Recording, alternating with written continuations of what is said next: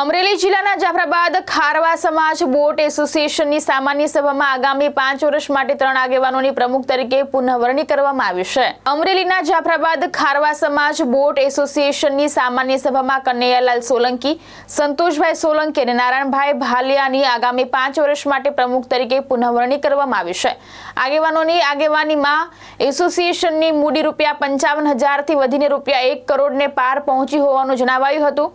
નવનિયુક્ત આગેવાનોએ સમાજનો આભાર વ્યક્ત કરી આગામી સમયમાં બોટ માલિકોના હિત માટે સતત કાર્ય કરવાની ખાતરી આપી હતી। ગઈકાલે અમારા ખારવા સમાજ માછીમાર બોટ એસોસિએશનને મીટિંગ રાખવામાં આવેલી, તેમાં 300 જેટલા બોટ માલિકો, 500 જેટલી બોટોના માલિકો હાજર રહી અને આ સભામાં હિસાબ ગયા વર્ષનો હિસાબ સંભળાવવામાં આવ્યો અને ત્યારબાદ હિસાબ સંભળાવ્યા બાદ કે હવે અમારી મુદત પૂરી થાય છે એટલે નવેસરથી ઇલેક્શન કરવામાં આવે તો આવતા 5 વર્ષ માટે ઇલેક્શનમાં જે કોઈ પણ ચૂંટાઈને આવે એને રાખવામાં આવશે પ્રમુખ તરીકે।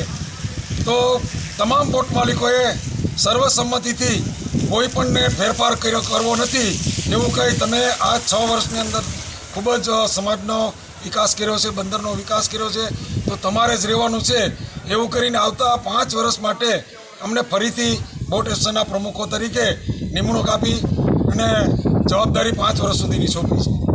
મહેશ બારિયા, દ્રષ્ટિકોણ ન્યૂઝ, અમરેલી।